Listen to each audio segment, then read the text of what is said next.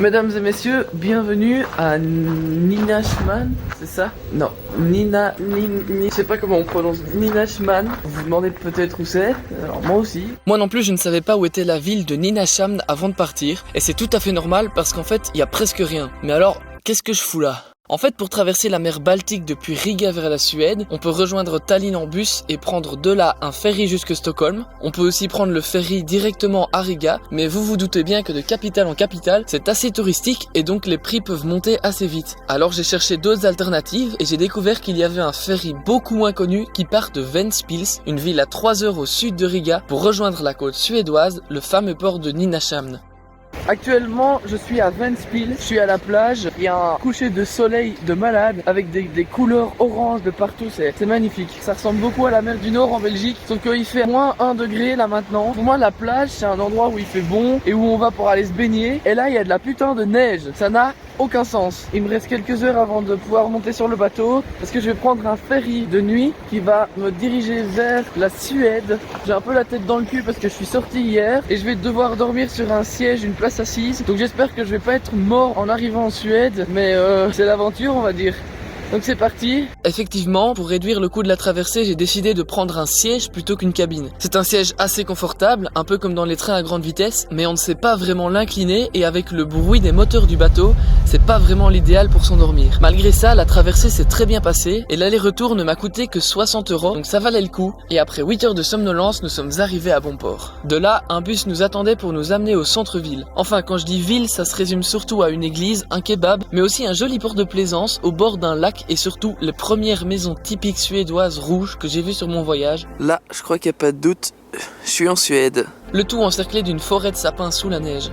Pour tout vous dire, il n'y a pas grand chose ici à Nynäshamn, hormis le train qui est là derrière, qui va m'amener direction Stockholm. Première chose que je dois faire, c'est trouver comment je peux acheter mon ticket et essayer de trouver un café parce que c'est même pas que j'ai envie d'un café, ça commence à devenir une nécessité là, étant donné que j'ai pas vraiment pu dormir dans le bateau. Vous le voyez sans doute à ma tête, je dois avoir une tête de fatigué, j'ai les cheveux gras, mais la vie est belle puisque de toute façon dans quelques heures, je serai à Stockholm.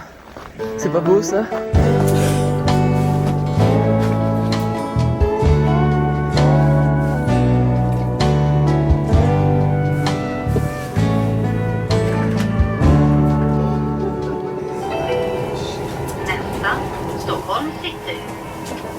Et me voici donc à la gare de Stockholm. J'ai fait une petite liste non exhaustive de toutes les choses que j'ai envie de voir à Stockholm. Donc le but de ces 2 jours ici dans la ville, ça va être de voir et de faire le plus de trucs possible sur cette liste. Mais d'abord, j'ai vraiment besoin d'aller chercher un café parce que je m'endormais dans le train.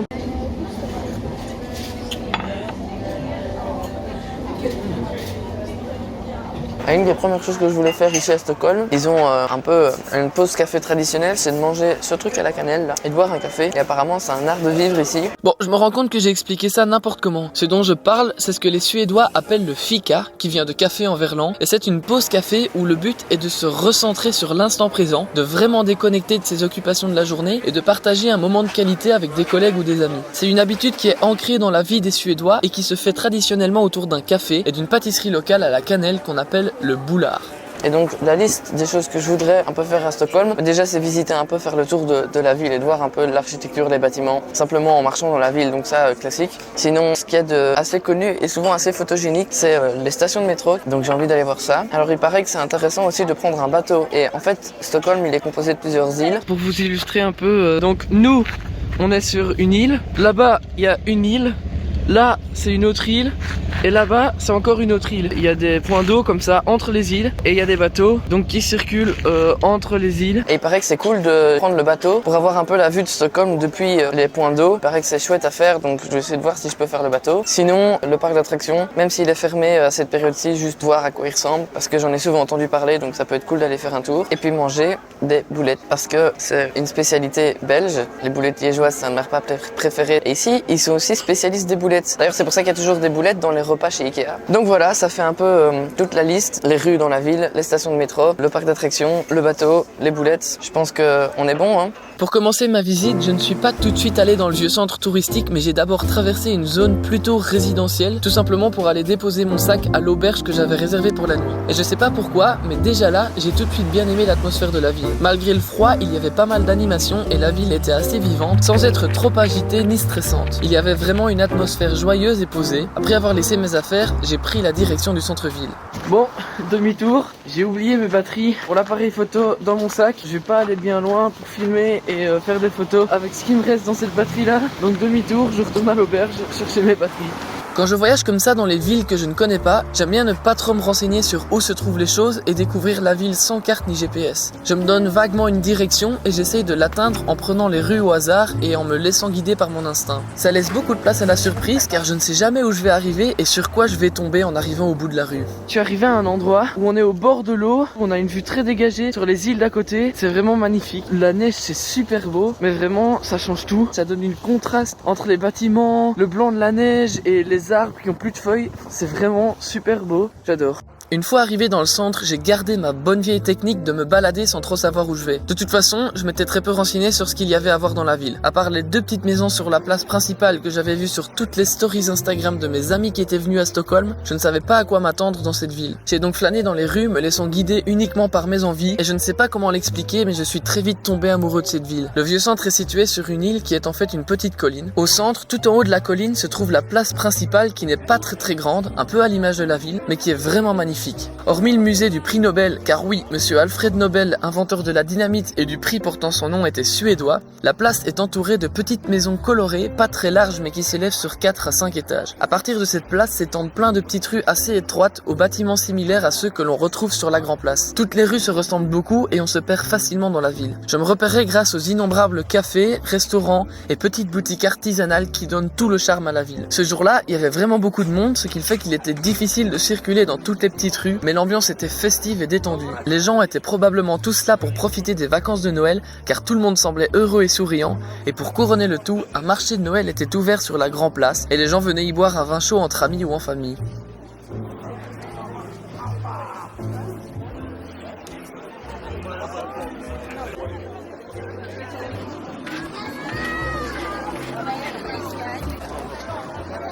Je suis sorti un petit peu du vieux centre parce qu'il y avait vraiment beaucoup de monde. À la longue, c'est pas facile de circuler dans la ville et donc c'est un peu moins agréable de se balader. Mais par contre, pour les photos, c'est cool. Ça met une atmosphère cool dans la ville d'avoir des gens sur les photos. Et donc, je me suis un peu éloigné et regardez sur quoi je suis tombé. Là, si vous voyez derrière moi, il y a le parc d'attractions Grönalund qui était sur la liste, donc on peut dire que c'est à moitié coché. Et le vieux centre de la ville, c'est juste incroyable. Toutes les maisons sont toutes colorées, il y a plein de petites boutiques artisanales qui vendent des produits faits à la main, des trucs en bois, des écharpes tricotées, des trucs comme ça, c'est super stylé. C'est des petites rues étroites, donc on se perd super vite dans le centre. Tu fais 3 rues et tu sais plus où t'es. Franchement, c'est une super belle ville. Par contre, il commence à faire un peu froid. Là, je sens que sur mon visage, j'ai un peu plus de mal à avoir mes expressions du visage parce qu'il fait assez froid. Je ne sais pas si c'est comme ça tout le temps ou si c'est la période de Noël qui faisait ça, mais il y avait vraiment une atmosphère assez particulière. Je sais que j'avais déjà dit ça pour Tallinn, sauf qu'ici il ne s'agit pas de joie et de légèreté, mais plutôt d'un sentiment de réconfort. Ce sentiment qu'on a en buvant un chocolat chaud à la cannelle, assis à côté d'un feu crépitant, en regardant la neige dehors au travers d'une fenêtre pleine de buée. Quand la nuit a commencé à tomber, il s'est mis à neiger et ça a rendu cette ambiance encore plus magique. Les flocons de neige venaient se déposer délicatement sur les cheveux des gens ou frôler leur visage pour finir leur chute sur le tapis blanc qui recouvrait déjà les rues et qui faisait crunch crunch quand on marchait dessus. On se serait vraiment cru dans un film.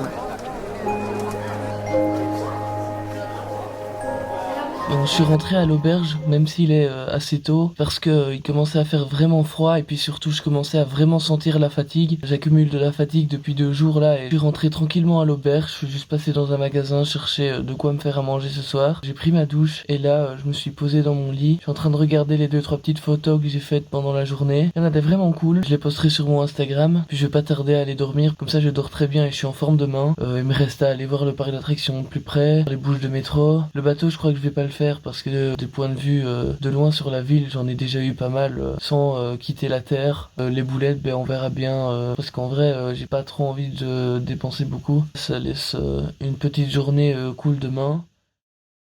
Je crois que ça fait vraiment 2 mois que j'ai pas aussi bien dormi. J'ai dormi comme un bébé pendant 11 heures. Et là je me sens en pleine forme. C'est cool d'être en pleine forme parce que... attendez, je traverse la route. Donc c'est cool, je suis en pleine forme et ça tombe bien parce que là j'ai 3 km de marche. Je vais aller voir le parc d'attractions parce que j'en ai tellement entendu parler que j'ai envie de le voir de mes propres yeux. Tant que je suis à côté, autant y aller. Donc c'est cool, je vais un peu voir ce qu'il y a en dehors du vieux centre touristique de la ville.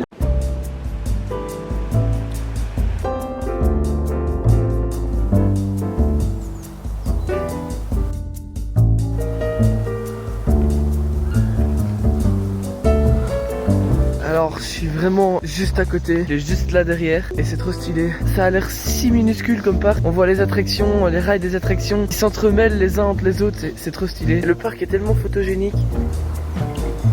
Est-ce que je serais pas en train de valider 2 objectifs sur la liste en un? Au départ j'avais dit que je prendrais pas le bateau et finalement je suis dedans et il va m'amener directement vers le parc d'attractions. Donc je suis en train de valider les 2 objectifs en un, le parc d'attractions et le bateau. Et en plus le bateau il fait un trip un peu plus long, il va d'abord à un autre arrêt avant d'aller au parc. Donc je vais pouvoir un petit peu voir la vue depuis le bateau. Donc ça c'est cool et ça coûtait que 4 €. En fait ce que je ne savais pas avant de venir c'est qu'en plus des bateaux de visite pour les touristes, la ville a un réseau de bateaux qui font partie des transports en commun. Comme la ville est divisée en plusieurs petites îles, ce système permet aux habitants de se déplacer plus rapidement que de faire tout le tour en passant par les ponts. Ça fonctionne exactement comme les bus, il y a des horaires de passage toutes les 10 minutes, il y a plusieurs arrêts et il faut scanner son abonnement ou son ticket en entrant.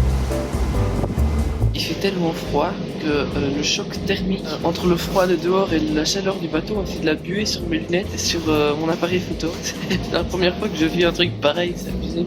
Ici, la traversée durait environ 15 minutes pour rejoindre l'arrêt situé devant l'entrée du parc d'attractions. Vu depuis l'extérieur, il ressemblait vraiment au parc d'attractions citadin cliché dans les films, surtout avec le carrousel sur le ponton en bois au-dessus de l'eau. Une fois de retour sur Terre, j'ai fait le tour du parc qui doit faire sans exagérer maximum 200 mètres sur 100. C'est vraiment minuscule et j'ai passé une petite heure à observer les attractions avec des yeux d'enfant. Je suis vraiment juste devant, on voit le lift, donc la première montée de leur dernière attraction. Et c'est hyper impressionnant comment tous les éléments sont hyper serré et tout s'entremêle et je sais pas, même fermé comme ça, c'est hyper coloré, hyper beau. Ça a l'air d'être vraiment un truc hyper chaleureux comme parc. À mon avis à Noël, un marché de Noël là-dedans ça doit être incroyable. Et le petit port de Plaisance situé juste à côté. Je peux mourir tranquille, j'ai vu une girafe au milieu de la neige.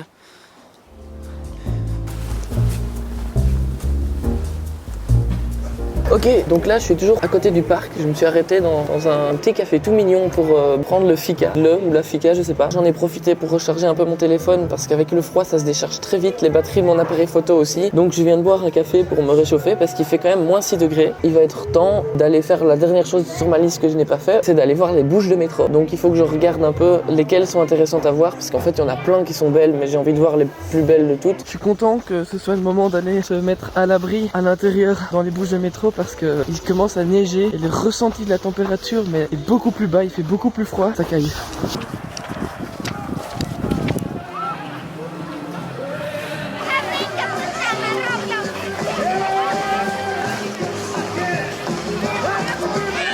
Regardez-moi ça, cette buée quand on rentre à l'intérieur, c'est abusé. Alors j'arrive dans la station de métro, la plus célèbre, celle de la gare. Pour pas changer, un tunnel de gare et ça pue la pisse. Bon maintenant, c'est la plus grosse gare de train et de métro de la ville. Il va falloir que je trouve mon chemin. Je suis en train de regarder sur le plan, donc je suis à Stockholm Central.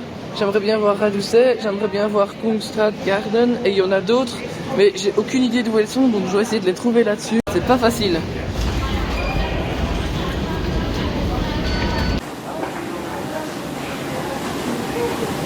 Et voilà, je suis dans la première station, c'est incroyablement stylé. Ils sont malins en fait, ils font des stations de métro super belles, comme ça les gens payent le métro juste pour voir les stations. Et là je vais vite monter dans le prochain métro pour aller au prochain arrêt où il y a une autre station. J'avoue que c'est assez stylé ce qu'ils ont fait. C'est pas spécialement le truc le plus beau ni le plus exceptionnel que j'ai vu de ma vie, mais le travail qu'il doit y avoir pour peindre un truc pareil, ça doit être énorme. Et puis ça embellit le métro et le rend beaucoup plus fun. C'est toujours plus gai de sortir du métro là que dans des vieux quais tout délabrés qui puent. J'ai fait 5 stations au total, chacune avec son propre style, et puis je suis retourné vers le vieux centre une dernière fois avant de... Je suis dans le vieux centre où j'étais hier, où il y avait full monde, il n'y a plus personne. Alors je sais pas si c'est parce qu'il fait nuit, il fait noir. Déjà, même s'il est... Attendez, il y a une photo incroyable qui est là. Vite. pardon, il y avait un vélo qui était éclairé par les phares d'une voiture. Ça donnait une espèce d'ombre sur le mur et tout, c'était un peu stylé. Finalement, la photo n'est pas terrible et j'ai pas fini ce que j'étais en train d'expliquer. Je disais qu'il y avait beaucoup moins de monde dans la ville que la veille. Je n'ai aucune idée de pourquoi, même maintenant, plusieurs semaines après, mais c'était vraiment cool d'avoir les rues presque vides et calmes pour circuler plus simplement et de profiter une dernière fois de la ville avant de partir. Bon, je suis content, j'ai pu faire toutes les choses que j'avais envie de faire à Stockholm. J'ai validé tous les points quasi que j'ai donnés sur ma liste en début de vidéo. Mais il faut que je vous avoue un truc, sur ma liste, j'ai oublié de vous donner un truc que j'ai vraiment envie de faire, pour la simple et bonne raison que c'est pas ici à Stockholm, mais ça reste quand même en Suède, c'est d'aller voir les aurores boréales. Et ça tombe bien parce que j'ai un train qui part dans un peu plus d'une heure et qui va m'emmener à Abisko, en plein nord de la Suède. Il est midi 18 et nous sommes en plein milieu du coucher de soleil. Donc là, je suis en train de marcher sur un lac. Ça fait à peu près une heure que je prends des photos et j'ai l'impression que le ciel est un peu verdâtre. J'ai aucune idée si c'est vraiment ça ou si juste je me fais des histoires pour rien.